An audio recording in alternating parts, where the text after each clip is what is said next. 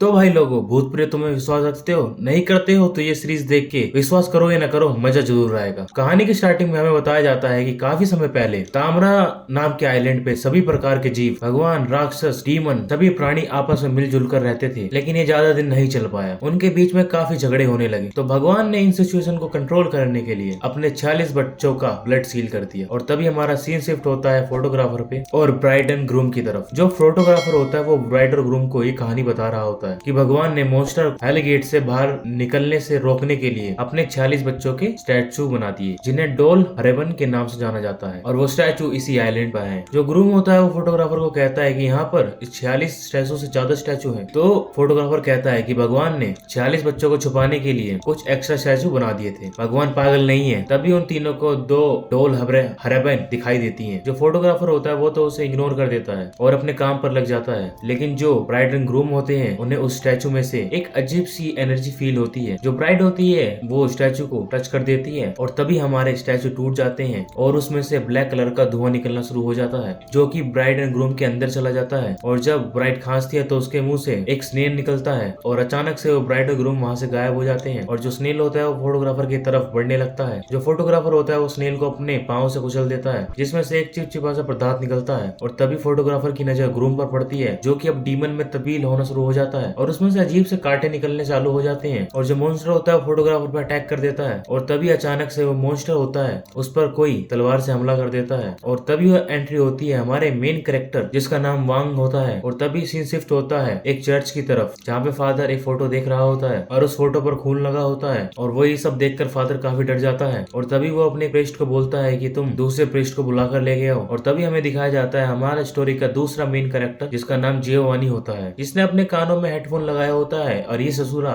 एक डायन के साथ मजे ले रहा होता है। और जो अपना ये मेन कैरेक्टर होता है वो उस महिला में से उस चुड़ैल को निकालने की कोशिश कर रहा होता है, और जिसमें वो काफी शांत होता है। मेरी तो फटके हाथ में आ जाए अगर कोई चुड़ैल सामने हो तो। उसके बाद दिखाया जाता है जो फादर होता है जियोवान को उस फोटो के बारे में बताता है और वो कहता है कि काफी समय से हमारी दुनिया पर डीमंस का राज था और ये जो महिला तुम फोटो में देख रहे हो ये इस दुनिया को बचाना चाहती थी, लेकिन अपना ये मिशन कंप्लीट नहीं कर पाई, बेचारी समय से पहले ही टपक गई। और फोटो में जो तुम ये काले बाल वाला लड़का देख रहे हो इसने इस महिला को मारा था और ये अभी भी जिंदा है और ये उसी आइलैंड पर है। और यहाँ पे फादर उस जवानी को कहता है हमने दूसरा सेवियर देख लिया है जो कि इस दुनिया को राक्षसों से बचा सकता है और हमने उस पर पूरी नजर रखी हुई है। और वो उस जवानी को कहता है कि तुम भी उस आइलैंड पर जाओ और हमारी दुनिया को राक्षसों से बचाओ। और तभी सीन शिफ्ट होता है एक लड़के की तरफ, जो कि हमारी स्टोरी की मेन हीरोइन है, जिसका नाम मीहू होता है, जिसमें वो डेहुन ग्रुप के सीईओ की बेटी होती है। वो एक पेंटिंग के बारे में एक्सप्लेन कर रही होती है और वहाँ पर काफी सारे रिपोर्टर होते हैं। तभी एक रिपोर्टर मेहुन से डेहुन ग्रुप के बारे में पूछता है। तब मेहुन बोलती है कि हमारा डेहुन ग्रुप के एक होटल में ये सभी पेंटिंग रखने वाले हैं ताकि हमारे होटल में आने वाले सभी लोग इन पेंटिंग का मजा ले सके। और तभी दूसरे सीन में दिखाया जाता है जो मेहो होती है वो अपने सेक्रेटरी वांग और मिस्टर बटलर के साथ बैठी हुई होती है। तभी वहाँ पे हमारे मीहो की आंटी की एंट्री होती है और हमारे मीहो और उसके आंटी के रिलेशनशिप अच्छे नहीं होते। तो मीहो की आंटी मीहो से कहती है कि मैं भी डेहुन ग्रुप की मालकिन हूँ, लेकिन फिर भी मुझे डेहुन ग्रुप के बारे में आर्टिकल्स में पता चलता है। और मीहो बोलती है कि डेहुन ग्रुप का सिर्फ कुछ % हिस्सा ही तेरे पास है बुढ़िया। और उनकी थोड़ी सी बहस हो जाती है और वहाँ से उसकी आंटी उठकर चली जाती है। और अगले ही सीन में हमें दिखाया जाता है मीहू अपने सेक्रेटरी कांग के साथ आर्ट म्यूजियम जा रही होती है और रास्ते में उनकी गाड़ी की टक्कर दूसरी गाड़ी से हो जाती है और उस गाड़ी में दो गुंडे टाइप आदमी बैठे हुए होते हैं जो कि सेक्रेटरी कांग के साथ बहस करने लगते हैं। और सिचुएशन कंट्रोल करने के लिए मीहू उन आदमियों से माफी मांगती है और अपने सेक्रेटरी कांग से भी उनसे माफी मांगने के लिए कहती है। और जो गुंडे होते हैं वो सेक्रेटरी कांग को बुली करने लगते हैं और तब गुस्से में आकर मीहू उनमें से एक आदमी को पीट देती है और वहीं पे दूसरा आदमी उसकी वीडियो बना रहा होता है। और तभी मीहू की ये वीडियो वायरल हो जाती है और सभी न्यूज चैनल पे यही दिखा रहे होते हैं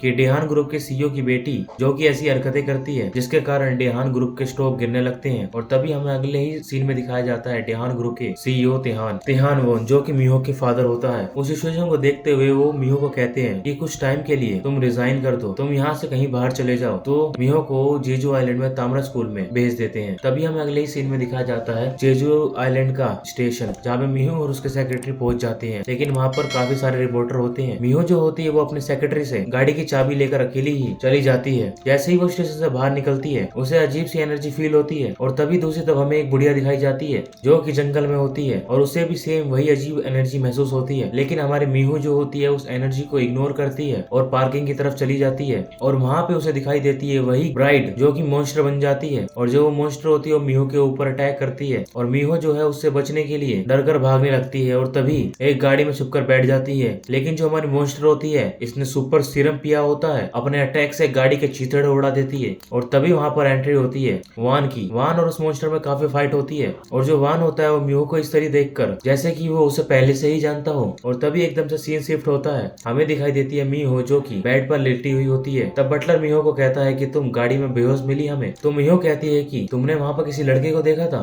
जिसने ब्लैक कलर का कोट पहना हुआ था। बटलर और सेक्रेटरी कांग कहते हैं कि हमने तो वहाँ पे किसी को भी नहीं देखा। और अगले ही सीन में हमें उस बुढ़िया को दिखाया जाता है जो कि वांग के साथ होती है और इस बुढ़िया का नाम बेगजो होता है। बेगजो वांग से कहती है कि क्या उसने तुम्हें पहचाना? तो वांग उसे कहता है नहीं। बेगजो उससे कहती है कि शायद वो भी पूरी तरीके से जागी नहीं है। तो उनकी बातें सुनकर ऐसा लगता है कि वो मीहो के बारे में बात कर रहे हैं और तभी हमारा सीन शिफ्ट होता है। हमें जेजू आइलैंड का एक गाँव दिखाया जाता है जहाँ पे सभी लोग टपक चुके होते हैं, लेकिन वहाँ पे एक बच्चा बच जाता है। वो आदमी उस बच्चों को लेकर एक मॉन्ग के पास चले जाते हैं। जो मॉन्ग होता है वो ऐसे ही बच्चों को इकट्ठा करके उनको डीमन स्लेयर बना रहा होता है जो कि इस दुनिया को राक्षसों से बचा सके। तभी हमें वहाँ बेगजो दिखाई जाती है जो मॉन्ग को कहती है कि तुम ये सब कब बंद करोगे? तुम्हारी वजह से काफी बच्चे टपक चुके हैं क्योंकि तुम अभी तक इस काम में सक्सेसफुल नहीं हो पाए हो। तो मॉन्ग कहता है कि मेरे पास अब और कोई रास्ता भी नहीं है। जो मॉन्ग होता है उसने अपने पास काफी सारे बच्चे इकट्ठे किए होते हैं और वो उन बच्चों को लेकर एक ऐसे कमरे में चला जाता है जहाँ पर उन्होंने एक बहुत ही बड़े डीमन को पकड़ के रखा होता है। और वो मॉन्ग उन बच्चों को कहता है कि वो एक राक्षस है जिसकी वजह से तुम्हारे गांव खत्म हो गए। और वो कहता है कि जो भी इस राक्षस के सामने आया वो टपक गया,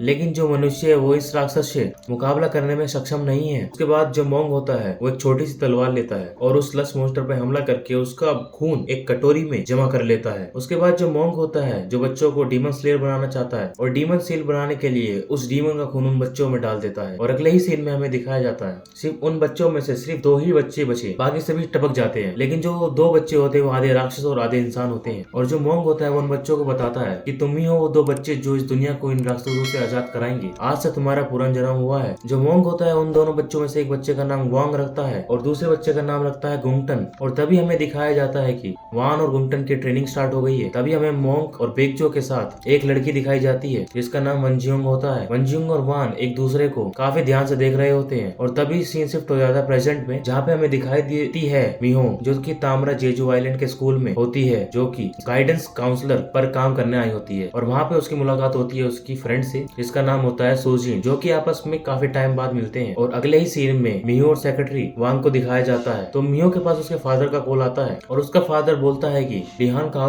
ग्रुप में जो काम पहले तुम कर रही थी अब वो काम तुम्हारी आंटी संभालेगी। और ये सुनने के बाद मीहो काफी उदास हो जाती है। जिसके बाद मीहो को एक और कॉल आता है जहाँ पे मीहो को पता चलता है कि उसकी वाट लगाने में उसका सेक्रेटरी और उसकी आंटी शामिल है। और ये सुनने के बाद तो मीहो और भी ज्यादा उदास हो जाती है और वो सेक्रेटरी कांग को बोलती है कि मैंने तुम्हें परिवार की तरह समझा, अति कोई अपना ही पीठ में खंजा घोंका है, लेकिन तुमने ही तो मुझे ही धोखा दे दिया। ये बोलने के बाद वो वहाँ से चली जाती है और तभी जो सेक्रेटरी होता है उसके ऊपर एक ब्लैक सा धुआं अटैक कर देता है। तभी मीहो अपने सामने एक सेक्रेटरी कांग को देखती है। सेक्रेटरी कांग मीहो को बोलता है मैं तुम्हें यहाँ से जाने नहीं दूंगा। तो मीहो देखती है कि सेक्रेटरी कांग अचानक से एक मॉन्स्टर बनने लगता है और वो उस मीहो के ऊपर अटैक कर देता है। तो मीहो उससे बचने के लिए एक जंगल में भाग जाती है। जो मॉन्स्टर होता है वो मीहो का पीछा कर रहा होता है। यही होता है हमारा पहला एपिसोड खत्म। जिसको भी ये एपिसोड पसंद आया वीडियो को लाइक करो, चैनल को सब्सक्राइब करो और बेल नोटिफिकेशन को ऑल पे सेट करो। मैं मिलता हूँ आपको अगले एपिसोड में।